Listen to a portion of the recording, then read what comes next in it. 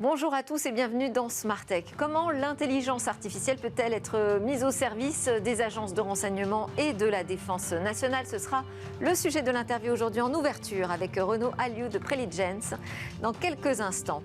Et puis le cœur de cette émission sera dédié comme tous les jeudis au débrief hebdo de l'actualité tech avec 3 invités aujourd'hui. Enfin, on retrouvera notre rendez-vous mobile business. On parlera de ce nouveau modèle économique qui se dessine pour l'application Telegram dans un contexte évidemment très particulier. Mais tout de suite, c'est le moment de l'interview, donc on parle d'IA et de défense nationale.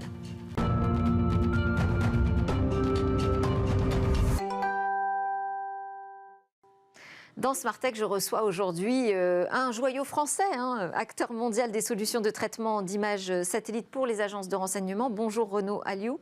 Bonjour. Merci d'être avec nous. Vous êtes le cofondateur de cette pépite, directeur technique aussi donc de Preligens. Preligens qui s'intéresse plus particulièrement à ce secteur de la défense et des agences de renseignement. Pourquoi avoir choisi déjà cette clientèle très particulière? Alors, bonjour, merci déjà de me recevoir. Alors pourquoi cette clientèle? C'est une clientèle qui, déjà, qui nous passionne en termes de mission, donc que ce soit avec mon associé ou avec maintenant toutes les personnes de la boîte. On a à peu près 200 ingénieurs et on recrute encore.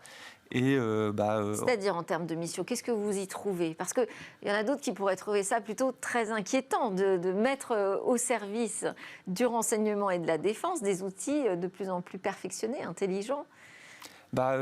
On y trouve un sens et on pense que du coup nos technologies sont utiles et servent. Et en particulier dans le contexte actuel, on voit que la défense européenne, la souveraineté, c'est des choses importantes. Et donc on met notre pierre à cet édifice, à notre sens. Et aussi parce que c'est des gens qui ont beaucoup de problèmes. C'est-à-dire que, alors on parle en tech, on parle de problèmes, c'est avec ça qu'on commence notre start-up. Ouais. Ils ont beaucoup de données, ils viennent avec de plus en plus de capteurs, on achète des satellites, des drones, des avions. Il faut des humains pour traiter ce mur de ces données. Et les humains, c'est pas extensible à l'infini. Les budgets non plus. Donc c'est là où l'intelligence artificielle va aider à prendre des meilleures décisions, aider à faire de l'analyse, aider à avoir une meilleure vision stratégique du monde.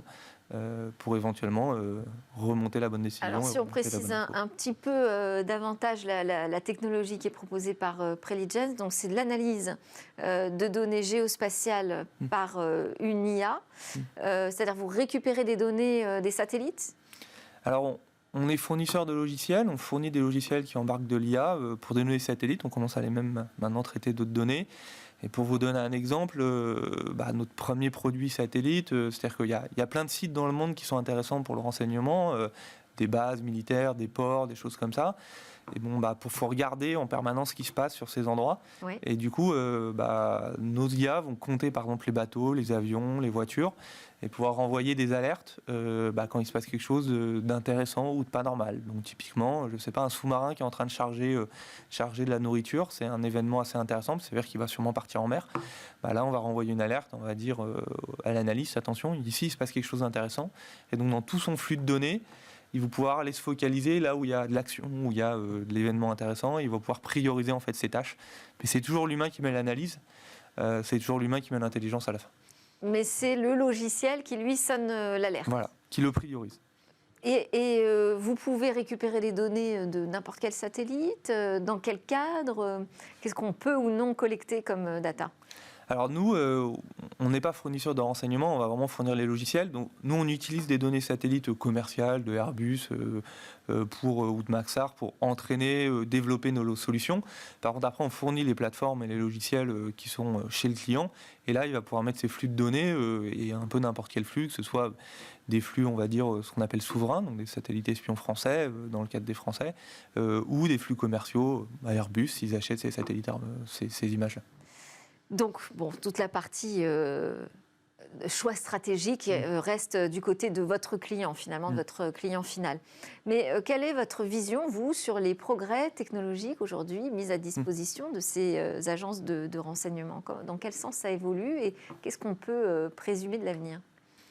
Alors, ce qu'on peut présumer, c'est qu'il va y avoir comme dans la sphère civile, de plus en plus de données, de toutes sortes. Donc là, on parle d'images, mais c'est vrai que c'est pareil pour des données qui peuvent être, par exemple, des données, ce qu'on appelle électromagnétiques, c'est pareil pour des données texte, c'est pareil pour même des données simplement ce que le monde appelle open source, donc c'est-à-dire les news, les flux de réseaux sociaux, Twitter, toutes ces données en masse, elles arrivent de plus en plus. Et donc, pour des gens qui prennent des décisions stratégiques ou militaires, ou donner des options, parce que le but du militaire et du renseignement, c'est de donner des options aux politiques, il va falloir être de plus en plus réactif pour décider.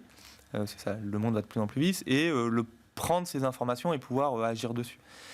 Mais donc, le problème, c'est peut-être même un surplus de données. C'est-à-dire tout ce bruit, comment on fait pour s'y retrouver? L'IA est super forte pour ça, c'est-à-dire trouver l'aiguille dans une botte de foin. L'IA, il faut lui poser une question très précise. Et donc, il faut savoir ce qu'on cherche. Il faut un peu savoir ce qu'on cherche. Et donc, il faut savoir soit ce qu'on cherche, soit trouver les choses qui sont un petit peu pas normales. Donc, on va avoir toutes ces infos, tout ce bruit, et l'IA va nous aider à dire « Ah, dans ce bruit, attention, il y a un truc intéressant là, va peut-être regarder. » Et donc, c'est là où on voit, nous, l'IA comme quelque chose d'indispensable dans le futur pour prendre des meilleures décisions, pour aider le militaire et à la fin le politique à prendre les décisions. C'est-à-dire qu'il va falloir trier toutes ces données. Et ça a vraiment bougé ces dernières années dans ce domaine? Oui, ça... Parce que moi, je me rappelle de sujets que j'ai traités il y a très longtemps, autour d'échelons et tout ça. Enfin, on a l'impression que les écoutes numériques ne sont pas d'aujourd'hui. Non, c'est pas d'aujourd'hui, même les satellites... Qu'est-ce qui a changé? Qu'est-ce qui a progressé? C'est vraiment le volume. C'est-à-dire que même les satellites, les premiers satellites espions américains, ils datent des années 60. Ouais. Sauf qu'aujourd'hui, on a, par exemple, en termes, si on regarde que les données satellites, on a une explosion de 10 ou 20, que ce soit dans les propriétaires, le militaire, que ce soit dans le commercial, sur 5-10 ans, du volume de données qui tombe. Et on le voit dans nos vies quotidiennes aussi, on a de plus en plus d'informations, de flux, etc. Donc c'est exactement pareil. C'est vraiment l'explosion du volume qui change. Et puis alors, un des points très importants, c'est d'être maître entièrement de sa technologie. Alors, je sais que vous avez un doctorat en astrophysique, près de 10 ans d'expérience en calcul scientifique et télédétection. Est-ce qu'on peut dire pour autant que chez Preligens, tout est 100% made in France? Alors, comme tout le monde, on utilise des ordinateurs, on utilise des outils qui doivent... on a Windows, donc tout ne peut pas être made in France.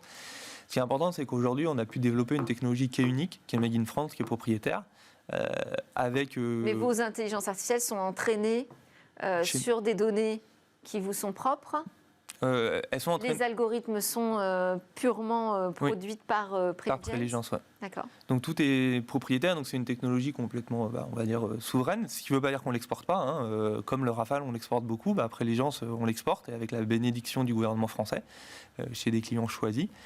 Mais du coup, oui, on a aujourd'hui une technologie propriétaire qui dépend que de la capacité de la France. Et qui est capable de traiter autant de données que les concurrents américains? Je dirais même plus, parce qu'aujourd'hui, on n'a pas peur de le dire, qu'on est leader mondial sur nos sujets. Le sujet de l'IA pour la défense et le renseignement, on n'est pas les seuls. Il y a quelques d'autres sociétés, en particulier aux États-Unis, qui se lancent. Par un bout différent, elles n'ont pas honnêtement pris par la même direction. Des fois, elles sont plus orientées sur le capteur, des fois, elles sont plus orientées sur le hardware. Dans le domaine aujourd'hui qu'on traite, on n'a pas de solution vraiment très concurrente. Ce qui est prouvé aussi par le fait qu'on travaille avec des organismes internationaux comme l'OTAN, comme on travaille aux États-Unis aussi, et où on arrive à avoir une différenciation. Après, tout le sujet, c'est de vous protéger, finalement. Et pour ça, on a trouvé une solution. C'est qu'on a mis le ministère des Armées dans l'actionnariat de Preligens. C'est une forme de protectionnisme? Je ne sais pas si c'est une forme de protectionnisme, c'est une forme d'acter un partenariat. C'est-à-dire, de toute façon, on est aujourd'hui très proche du ministère, on l'est depuis un peu le début, et donc on va dire, on reste une société privée. Mais de toute façon, comme Dassault, comme Thales, ce qu'on fait se fait en bonne entente avec le gouvernement français. Après, pour nous, le meilleur du protectionnisme, c'est quand même d'être très bon. Et si on arrive à être leader, que ce soit technologique, que ce soit aussi business, d'être le premier, c'est un moyen d'être protectionniste ou d'être souverain. Et la commande publique, quand même. Et la commande publique, bien entendu. La commande publique. Bon, et il y a aussi la question des talents. À chaque fois qu'on reçoit des deep tech, donc qui peuvent vraiment changer la donne technologiquement, se pose cette question du recrutement des talents. Comment est-ce que vous trouvez cette solution? Alors, comme beaucoup de scale-up, le mot est français, On est en très forte croissance, on recrute aujourd'hui plus de 120 personnes. Donc on arrive à attirer des très forts talents grâce à la mission, grâce aussi à la différenciation technologique qu'on a. On a un sujet très technique, donc qui attire des gens passionnés par la technique, passionnés par le milieu de la défense et l'IA. Et paradoxalement... qui viennent d'où ? De grandes écoles, d'universités. Vous recrutez à l'international, parce qu'aujourd'hui on peut avoir des équipes un peu partout dans le monde. On a des équipes aux États-Unis, des équipes en Asie, en Asie du Sud, plutôt Japon, Singapour, et des équipes aussi des bureaux commerciaux dans différents pays européens. Donc on recrute beaucoup. Aujourd'hui, quand même, la majorité des recrutements se font à Paris ou en France, puisqu'on fait du télétravail. On a le vivier suffisant, on a les bonnes formations en France ? Il y a des pénuries, comme tout le monde, en particulier dans les métiers du product management et du logiciel. On essaye de se démarquer, on y arrive bien. Mais c'est vrai que c'est des métiers qui sont assez pénuriques et peut-être que justement les formations devraient être amenées à évoluer un petit peu pour arriver à suivre la demande de la tech. Bon, on va suivre ça. Peut-être qu'à la rentrée, il y aura des choses qui se passeront. Merci beaucoup, Renaud Aliouk. Je rappelle que vous êtes le cofondateur et le directeur technique de Preligens, ou Preligence, comme on veut. C'est une entreprise française à l'international. Merci beaucoup. C'est l'heure du débrief dans Smart Tech. On va parler de l'actu. Et bien voilà, c'est reparti. On enchaîne avec le débrief de l'actu, le temps que mes invités s'installent. Avec moi aujourd'hui, Maître Haas, donc avocat, également coprésident de l'association Les Jurisnautes, et Henri Dagrin, bonjour, directeur général du SIGREF, représentant des très grandes entreprises, en particulier de ceux qui travaillent dans les systèmes d'information de ces grandes organisations. Et puis on aura avec nous en visio tout à l'heure le cofondateur d'Equier, qui s'appelait avant Avostart. Donc ça doit vous dire quelque chose, Maître Haas, puisque c'est un pionnier des services en ligne d'accès au droit pour toutes les questions de la vie quotidienne. Et il est lauréat du programme d'investissement Black Founders Fund de Google. Je parle de Raphaël Jabol, donc son cofondateur. On sera avec lui tout à l'heure. On va commencer l'actualité avec vous précisément, Henri Dagrin, puisque vous faites l'actualité, avec le SIGREF qui a exprimé de fortes inquiétudes depuis l'annonce du rachat de VMware par Broadcom. Donc on va rappeler quand même que ce sont deux entreprises américaines qui se rassemblent. L'une est spécialiste de la virtualisation, donc qui permet de créer des machines virtuelles sur des ordinateurs pour lancer des programmes isolément, si je simplifie. Et Broadcom qui est dans le semi-conducteur. Et c'est Broadcom qui rachète. Pas uniquement d'ailleurs. VMware, pas uniquement, puisque justement il a une grande politique de rachat. Alors qu'est-ce qui vous inquiète au SIGREF ? Alors, d'abord la situation. VMware est en effet le leader mondial de la virtualisation, et c'est un acteur essentiel de la transition vers le cloud, et notamment dans des stratégies multi-cloud.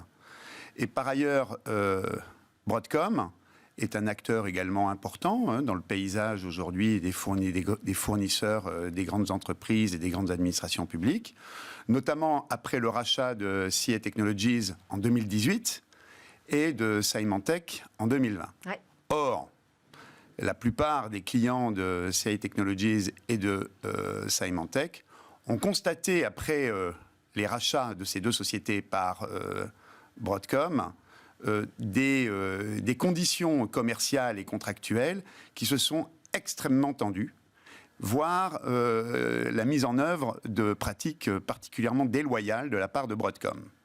Ils sont remontés jusqu'à la Commission européenne d'ailleurs. Bien sûr, et de nombreux acteurs se sont émus, se sont plaints des pratiques de Broadcom. Le SIGREF lui-même, depuis 2020, tente d'organiser un dialogue avec Broadcom, avec pas de réponse. Pas de réponse. Voilà. Donc, un acteur particulièrement déloyal.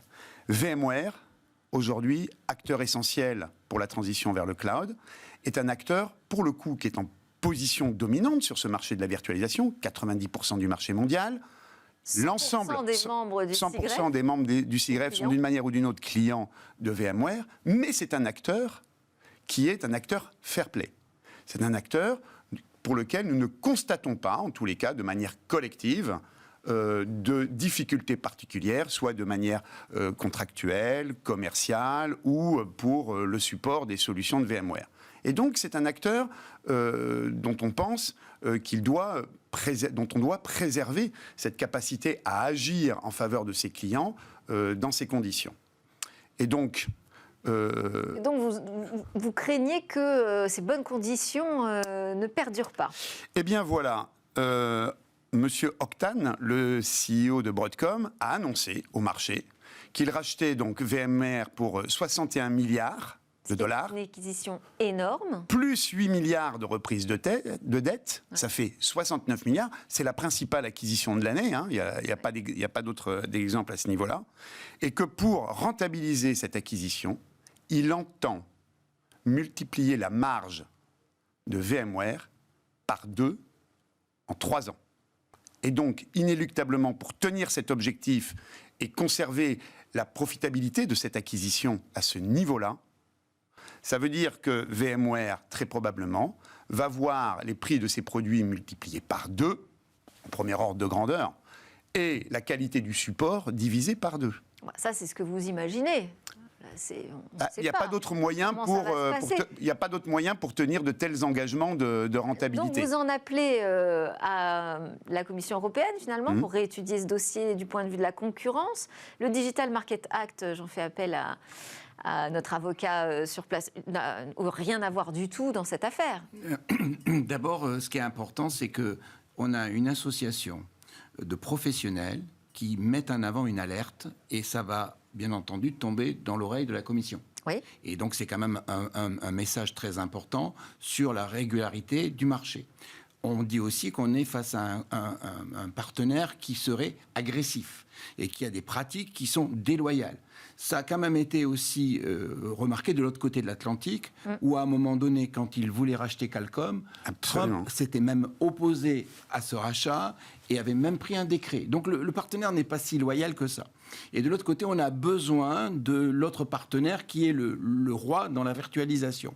Et donc, il y a peut-être aussi 2 points juridiques qui sont importants à signaler. D'abord, il y aurait peut-être le statut de bien essentiel.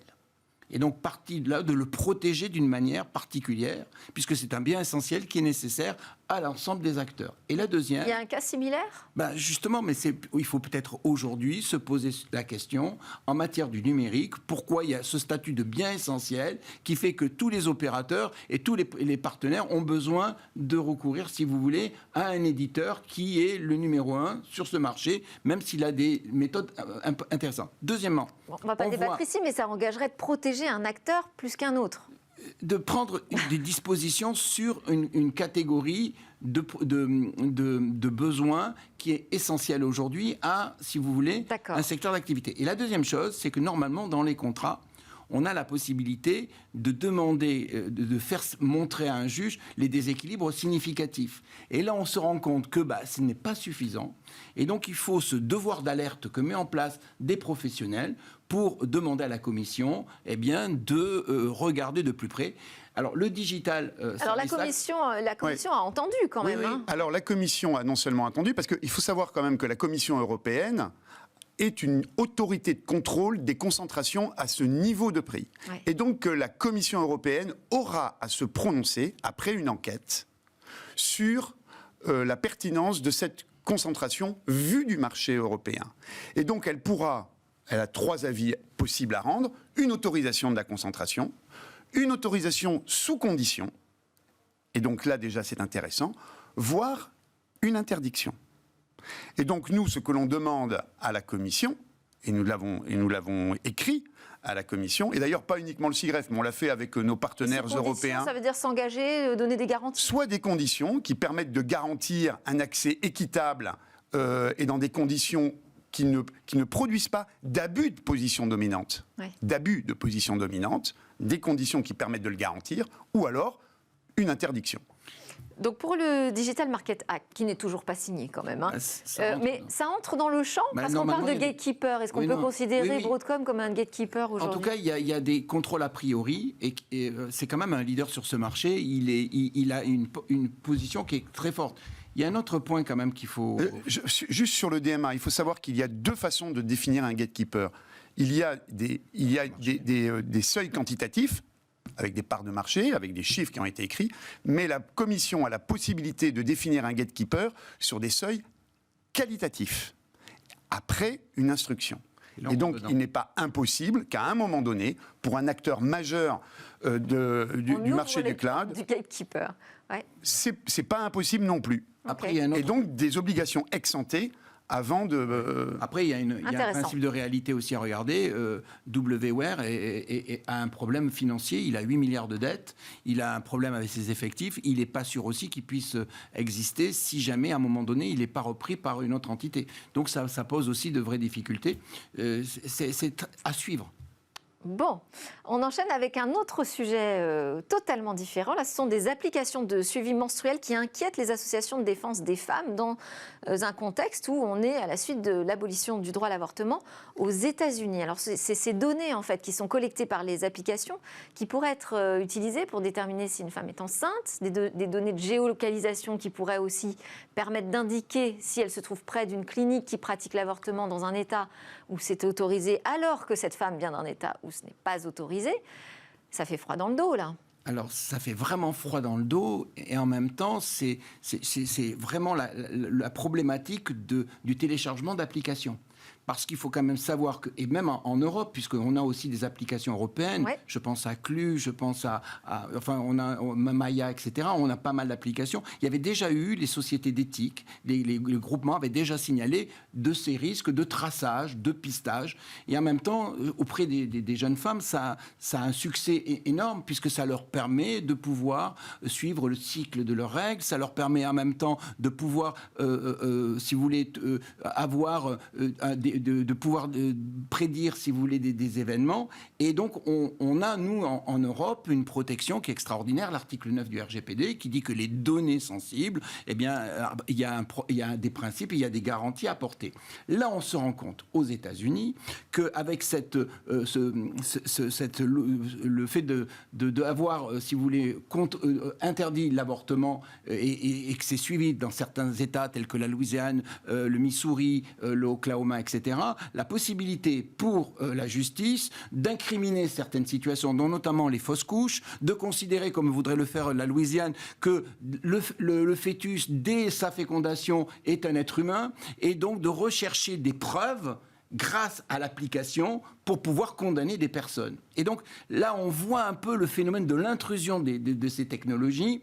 Et ce qui est vraiment très intéressant, c'est de voir les réponses qu'on Ça vous ferait un bon procès chez les juristes. Chez les juristes, ça serait extraordinaire. D'autant plus que le prochain, il se passe dans l'espace. Il y a un enfant qui naît et on se pose la question de sa nationalité. Non, mais, et qui c'est qui peut le... Au-delà de la plaisanterie, c'est-à-dire que là, on est en train de s'apercevoir que ces applications qui traitent des données de santé, des données biologiques, des données très personnelles, intimes, elles peuvent être utilisées quand même dans le cadre d'enquêtes. Oui, et puis ce qui est intéressant, c'est de voir après les messages qui ont été envoyés par les organisations de protection des femmes, qui disent mais c'est pas le tout de désinstaller l'application, il faut aller voir aussi sur les serveurs, chez les développeurs, il faut que ça soit supprimé. Et donc il y a tout un enjeu derrière ça qui est important. Et ce qui est vraiment intéressant, c'est la réponse qui a été apportée et qui montre que ce que nous on fait en Europe est vraiment intéressant. D'abord, on est en train de parler d'un mur de chiffrement, de protéger l'anonymat. Et on met en place des garanties derrière ces applications en disant, écoutez, voilà, on garantit, parce que ces applications, elles servaient surtout les annonceurs. Ouais. En fait, il y avait des annonceurs qui ciblaient en fait les parcours. Et il y a un enjeu très important, et aussi l'utilisation judiciaire des applications. C'est une problématique très importante. Vous voulez réagir aussi, Henri Dagrand ? Oui, je ne vais pas réagir spécifiquement sur ce cas que je ne connais pas, mais je voulais abonder dans le sens de monsieur sur l'intérêt qu'il y a à renforcer la protection des données à caractère personnel et des données de santé, parce que là on est à la limite. Ça c'est le premier point. Le deuxième point, c'est que, attention, en Europe, nous avons effectivement ces garanties apportées notamment par le RGPD, mais n'oublions pas quand même que beaucoup d'applications se développent dans les environnements qui sont apportés par les cloud providers américains, que des données se retrouvent même chiffrées sur des clouds américains, et il faut toujours avoir en tête qu'une donnée, même chiffrée, même surchiffrée, à un moment, pour être calculée, elle est en clair. Et donc, il peut toujours y avoir des dispositifs légaux aux États-Unis Oui, c'est ça. et sous contrôle d'agences fédérales qui permettent de récupérer des données en clair. Mais c'est aussi l'idée d'indiquer que dans la poche, nous avons un outil qui va permettre de servir de preuve demain, dès lors que des États considèrent ou créent des nouvelles incriminations. Alors, les applications lancent des modes anonymes, effectivement, créent des murs de chiffrement. Est-ce que ça suffira ?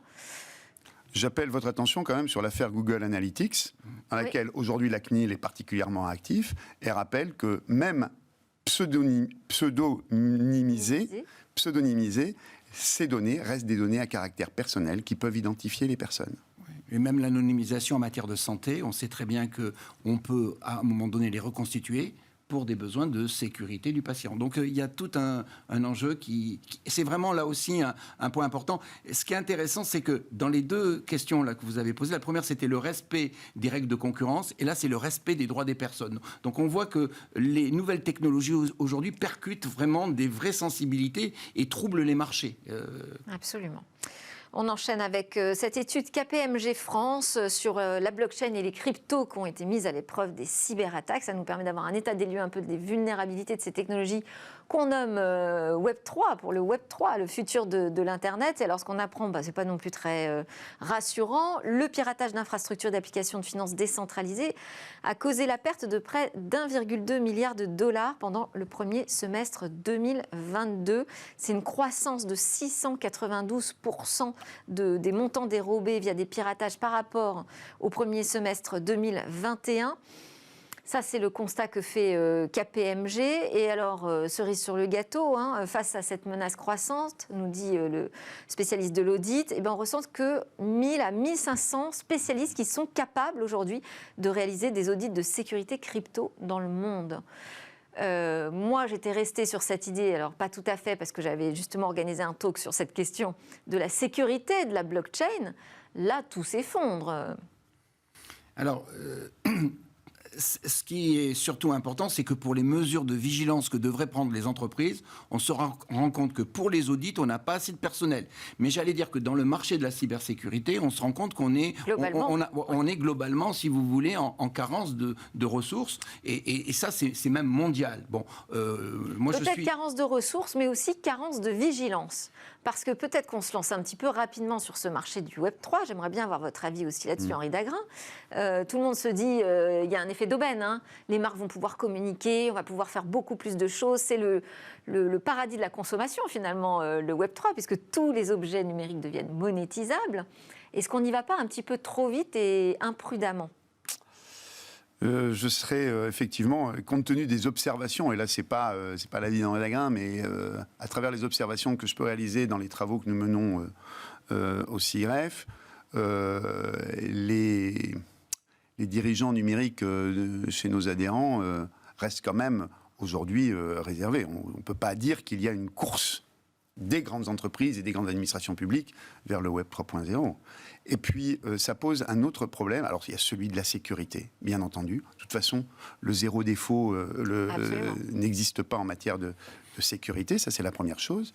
Et puis, il va y avoir, à un moment ou à un autre, se poser la question du développement de ces infrastructures, une question de ressources, d'accès à des ressources, et certainement, il va falloir arbitrer sur l'accès aux ressources énergétiques. On sait très bien que pour alimenter notamment les mobilités électriques à l'horizon de 10-15 ans, déjà, la France ne produira pas suffisamment d'électricité, l'Europe non plus. Donc est-ce qu'il faut en rajouter à un moment, il faudra peut-être se poser la question de l'utilité sociétale des usages et régler ce problème des conflits d'usage, notamment des ressources, et notamment des ressources énergétiques, sur la base de ce qui est utile pour répondre aux défis auxquels est confrontée l'humanité. Réaction rapide, s'il vous plaît, Maître A, sur les smart contracts, peut-être justement, voilà.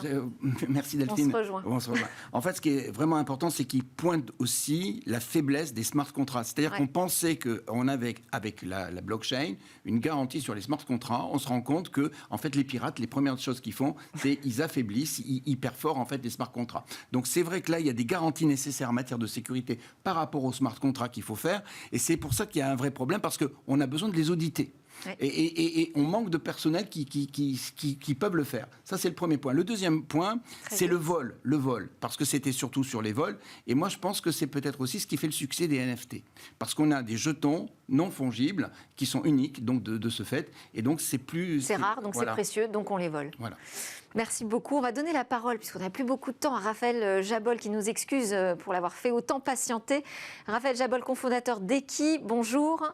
D'abord, on tenait à vous féliciter, puisque vous êtes lauréat du programme d'investissement Black Founders Fund de Google. Je voulais savoir comment ça s'est fait, et surtout, qu'est-ce que ça vous apporte, parce que c'est un mode de financement pour votre start-up qui va être conséquent, mais je n'ai pas le montant exact. Écoutez, d'abord, merci de m'avoir invité sur votre plateau et merci pour votre message de félicitations. On est également ravis. Il s'agit effectivement d'un fonds d'investissement que Google a déployé depuis maintenant pour la deuxième année d'un montant de 4 millions de dollars à destination d'entreprises qui ont été fondées par des entrepreneurs hommes ou femmes de couleur noire. Et effectivement, on est lauréat cette année. Il y a plusieurs avantages. Il y a un programme de financement. Ce programme de financement, il consiste à nous octroyer 100 000 dollars, 100 000 dollars de cash qui ne sont pas liés en contrepartie à de l'equity, donc c'est complètement equity free. Et après, il y a 200 000 dollars qui vont être aussi attribués ou à des revenus publicitaires qu'on va pouvoir générer ou à des investissements sur le cloud de Google. Donc ça, c'est pour la partie financière. Et après, pour la partie accompagnement, il y a un programme de 6 mois qui consiste à bénéficier, là pour le coup, des partenaires de chez Google, des meilleurs experts au sein de chez Google pour pouvoir développer notre entreprise. Il y a aussi un accompagnement sur le financement et les prochains tours de financement à venir. Et après, évidemment, on fait partie de la communauté de startups qui ont été financées par Google. Alors, l'idée, en fait, avec ce programme de Google, c'est de dire on fait de la technologie pour tous, mais par tous. Donc, vraiment, de forcer peut-être même cette diversité dans la tech qui en manque aujourd'hui. Je voulais que vous nous présentiez, mais très rapidement, Eki, ce que vous faites quand même, parce que vous ne la présentez pas, votre start-up, comme une legal tech, mais comme une legal care. Oui, alors en fait, le service à proprement parler est un service de legal care. L'une des industries à laquelle on appartient est l'industrie de la legal tech. Donc, ce que l'on fait aujourd'hui, c'est qu'on permet aux entreprises de fournir un accès digitalisé à un réseau d'avocats pour soutenir leurs collaboratrices et collaborateurs sur toutes leurs problématiques personnelles qui très souvent s'invitent sur le lieu de travail. Et souvent, on constate que les collaboratrices et collaborateurs sont accompagnés sur la plupart des sujets principaux qui ont un impact sur leur vie au quotidien, la nourriture, la santé, le transport aussi. Mais lorsqu'il s'agit de problèmes, de problématiques, de questions légales ou administratives, là souvent l'employé doit y faire face tout seul. Et aujourd'hui, grâce à notre réseau d'avocats, on permet aux entreprises de soulager les collaboratrices et les collaborateurs de la gestion de toutes ces problématiques personnelles, qui peuvent être des questions plus ou moins complexes. Merci beaucoup, Raphaël Jabol, cofondateur d'Eki. Félicitations encore. Allez, un petit mot, Gérard Rassi. Bravo. Et puis, bravo aussi d'avoir mis en avant ce concept de legal care. Absolument. Allez, on se retrouve juste après la pause dans Smart Tech. Merci évidemment Henri Dagrin, délégué général du SIGREF. Merci Maître Haas, coprésident des Jurisnautes. Et Raphaël Jabol, félicitations pour Eki. On se retrouve après la pause, on parle mobile business et Telegram.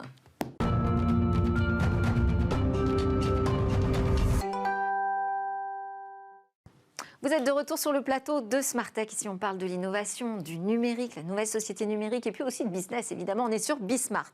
Alors là, c'est le rendez-vous, justement, qui combine les deux, mobile business, avec Jérôme Bouteiller, le fondateur d'Écran Mobile. Bonjour Jérôme. Bonjour Delphine. Aujourd'hui, notre sujet, c'est cette super app Telegram qui s'ouvre au business. Oui, Telegram, vous en avez déjà parlé plusieurs fois, sous l'angle de la sécurité avec le chiffrement des échanges. Mais aujourd'hui, je voulais effectivement parler du virage business pris par cette application. Alors, pour rappel, Telegram, c'est une messagerie instantanée née en Russie en 2013 à l'initiative de Pavel Durov, qui est un entrepreneur russe, qui était à l'origine de VKontakte, qui est le Facebook russe et qui avait connu beaucoup de succès là-bas. Mais suite à des désaccords avec le Kremlin, Pavel Durov a dû revendre toutes ses parts dans VKontakte pour plus de 300 millions de dollars avant de quitter la Russie et repartir de zéro, donc avec ce nouveau projet Telegram. Et en quelques années, cette messagerie a connu un succès extraordinaire, puisqu'il revendique aujourd'hui plus de 700 millions d'utilisateurs chaque mois.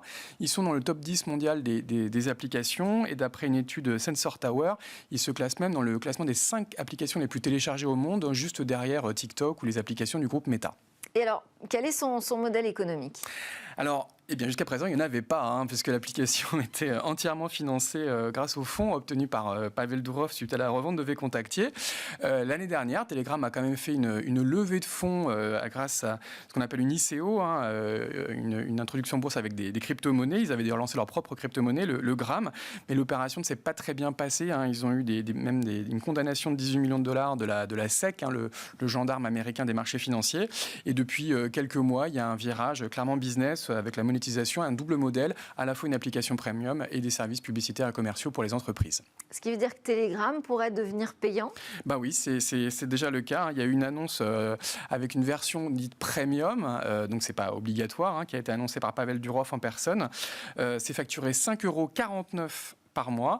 Et pour ce prix, les utilisateurs de Telegram disposent d'une bande passante illimitée, de la possibilité d'envoyer des fichiers jusqu'à 4 gigaoctets, rejoindre jusqu'à 1000 canaux de discussion. Il y a également de nouvelles fonctionnalités comme l'absence de pub, ça c'est important, la transcription automatique des fichiers audio, mais également des contenus exclusifs, des gifs, des avatars pour se démarquer sur la plateforme. Et selon Durov, il suffirait que 3% de sa base d'utilisateurs, donc environ 20 millions de personnes, adoptent Telegram Premium pour que l'entreprise soit autofinancée.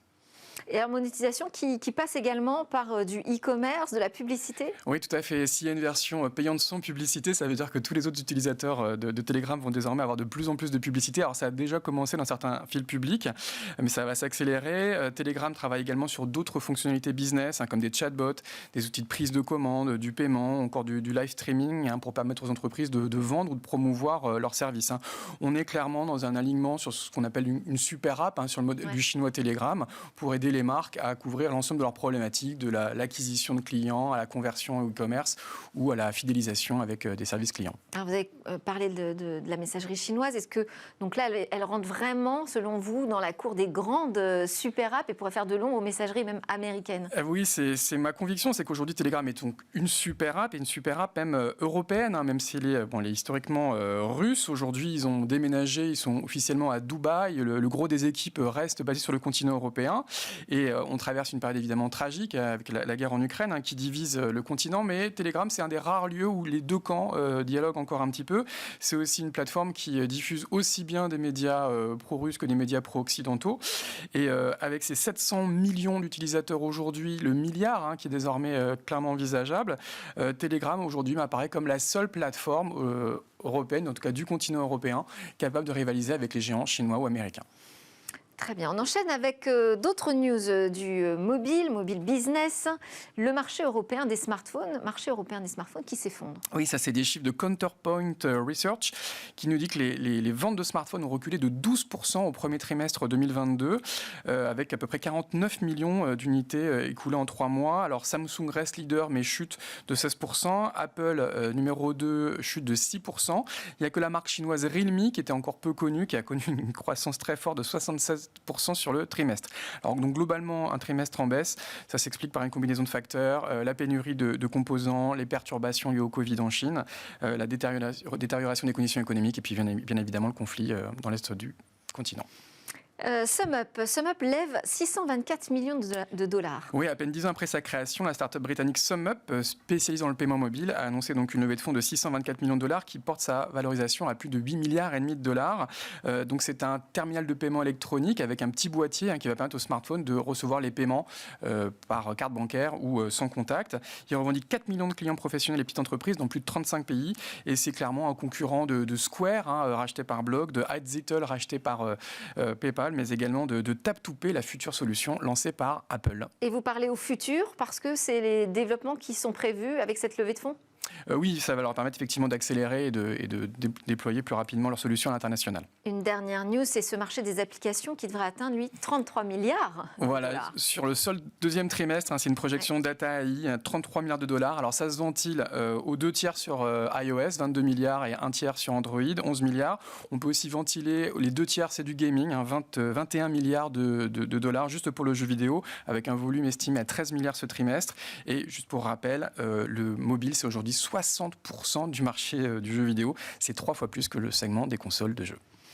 Impressionnant. Merci beaucoup, Jérôme Bouteiller, fondateur d'Écran Mobile. C'est votre dernière chronique de la saison, c'est ça ? De la saison, oui. De la saison. Donc on vous retrouvera pour la prochaine. Merci beaucoup. Smartech, ça continue évidemment. On n'est pas tout de suite encore en vacances. Merci à tous de nous suivre à la télé, en replay, en podcast et sur les réseaux sociaux bien sûr. Demain, vous savez, c'est le jour un peu spécial des grands rendez-vous. On va recevoir une personnalité du monde de la restauration, mais de la transformation numérique de cette restauration qui va nous permettre de rentrer dans les coulisses de ces dark kitchens et de comprendre ce qui se passe avant l'arrivée à table de nos repas. Et puis il y aura aussi une interview de The Exploration Company dans Smart Space. Merci à tous de nous suivre tous les jours. À demain.